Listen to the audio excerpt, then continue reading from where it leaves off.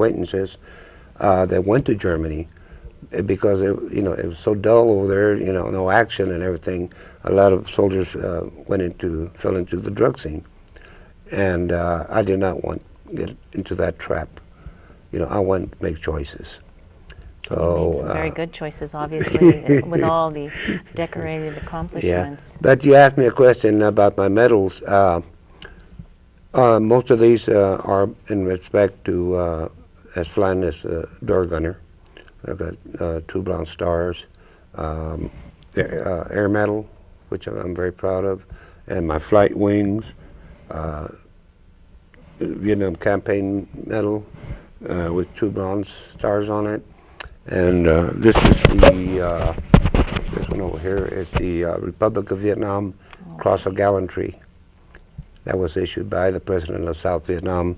Wow. For those who went into the Cambodian excursion. I wanted Clarence to talk about this award as well and how you earned it, but then I want to go back from seeing you on TV, going to the hospital to give a medal. If you want to talk about that first, let's do it, and then we'll give Clarence the mic. He has stage fright. Well, to a degree, but I think Ernie softened it up for us. So, yeah, the award we give out through my company, which I happen to be a consultant. I do consulting work, and when I met Ernie, it's been probably 5 months ago. I met Ernie at the VFW, and we started talking. And part of my work, I do have a contract out there through DVR where we help vets with different aspects. But not to get too much into that, I'll talk about the award.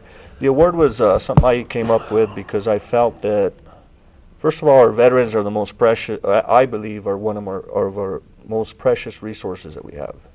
And I wanted to give the significance to the veterans that maybe didn't win the Medal of Honor, that, those guys, obviously, I mean, we hold them in the highest regards, but they don't sit alone out there. In order for, and they'll tell you firsthand when they receive that award that they recognize their unit, their squad, their companies, their battalions, because it really takes that. So what I wanted to do is bring an award that gave that significance to many more veterans that we sometimes fail to recognize. And so the award, the black on the award represents first of all, our POWs, our MIA. The blade represents the warrior. I give 2 different awards out, actually 3. This one happened to be the Hero Lifetime Achievement Award. And the requirements for this award is that you have to be a combat vet. And we go out and, first of all, we verify all medals because we want to make sure that, whoever's getting them is legitimate. And so we get their DD 214, we verify everything, we put all the distinctions on there, we tailor the award to them.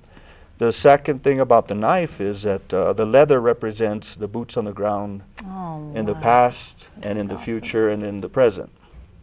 In the blood groove, which is what we call, if you point that out, Ernie, the blood groove of the knife is a distinction combat blades have, where, when you pierce somebody, the blood actually, they call it the blood groove. You kind of get the idea. Yeah. So we put their name or whatever recognition they want on there. Below that is my company logo, Eagle Talon. And behind the blade, we have another inscription that is kind of sentimental to me, and it's because of our heritage, me being Hispanic. When the Spanish came across, they brought in their blades on the inscriptions, no me saques sin razón. Don't take me out without reason. And below it is, no me alces sin honor.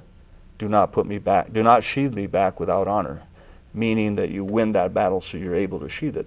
And that inscription is behind that blade. The other significance is the blade itself. It's a Marine Corps combat knife.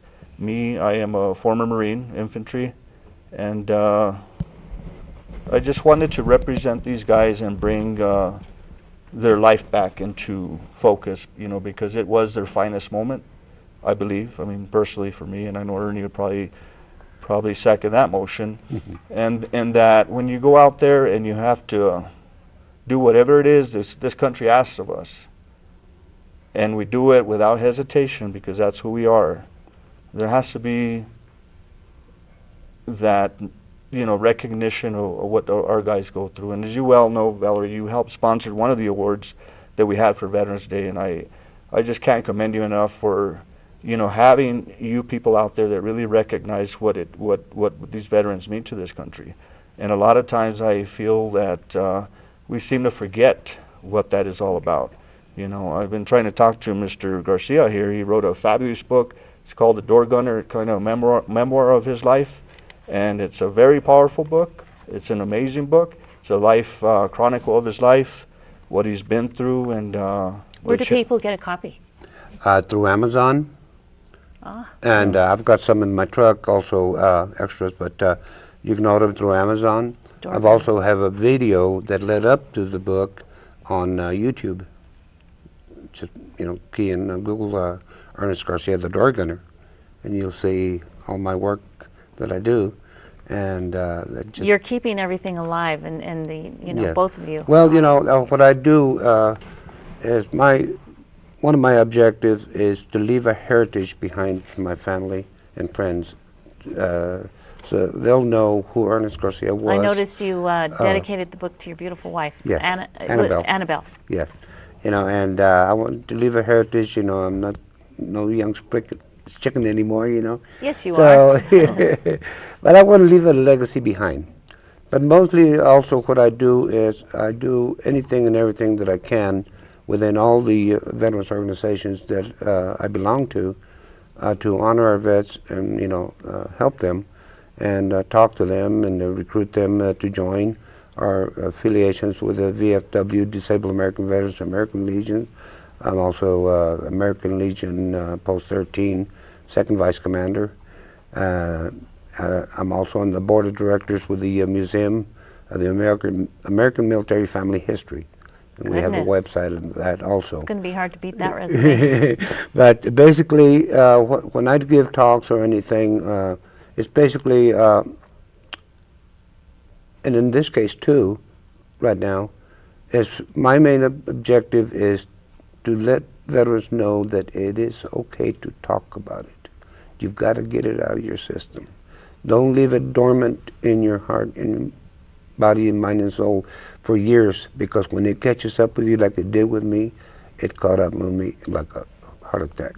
Like a ton of bricks? Yeah, and I've had 2 major heart attacks already. Oh no. But, you know, and in my talks, like I'll be doing a talk day after tomorrow at the Vet Center, Albuquerque Vet Center, to help one of the counselors that helped me, Sonia de Ambrosio,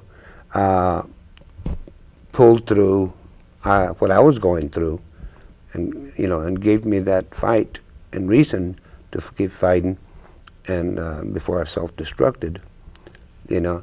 So I'm working in affiliation with, or coordination with the Vet Center to do periodic talk during their group sessions. And basically, again, going back to, is telling veterans, please, it's okay to talk about it. You've got to get it out of your system.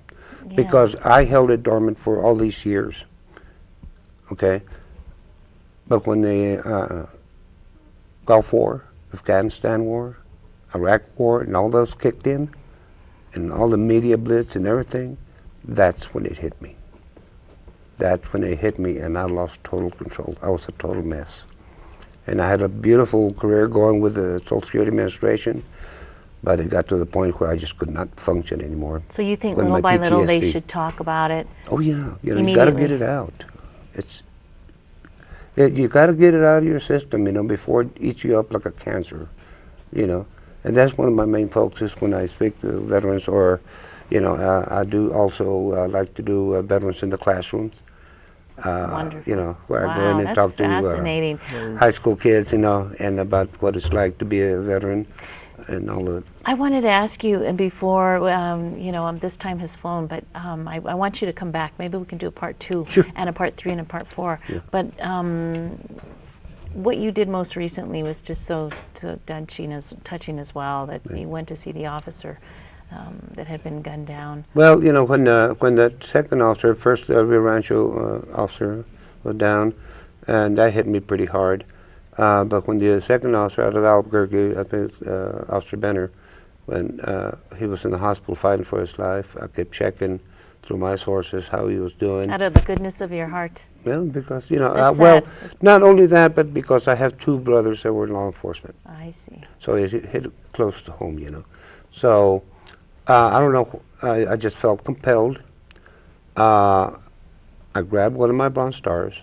I went to the hospital in Albuquerque, and I got direction on how to get to the floor he was on. I met up with a police officer that escorted me into the waiting room where his family and other police officers were, And it was an hour-by-hour thing, but, what I wanted to do is, I was hoping that he would regain consciousness and see that Bronze Star on his nightstand to give him that extra encouragement to fight, keep fighting for his life, We need him, But during the night, he succumbed and we lost him. But, I would have done it all over again, in a heartbeat. But it was You have just a fascinating story, but you just after all you've been through, you just are you still have a big heart, and you still want to continue to give and teach and tell people how to get through things. And you're It's just like an I told amazing man. as I told Channel 13 News, it's not about me. This is not about me. This is about our fallen officers, and we're a family, Anytime I meet up with an officer of any kind, I stop, restaurants or whatever, and thank them for their service. Speaking of that, I do the same. But you know what I've also done, and my sister, used to, I was so proud of her too. But is it disrespectful for somebody that's not a service person to salute somebody or, salute a veteran? Is No, that disrespectful? no, Someone said, no. you shouldn't be doing that. No, no, It's not you should appropriate. you should always honor a vet, And it's okay to you know, salute them, even oh if yeah, you're not. any gesture is welcomed. It's like when when I was going through what I was going through, and immediately after when I wrote my book, I was at a establishment one time, and I'm always dressed in my my vest. I'm proud everywhere I go, and I've had Iraq veterans, I've had Gulf War veterans, Afghanistan, Iraq, and everything approach me to thank me for my service. Outstanding. Does that mean And well, the first time that happened,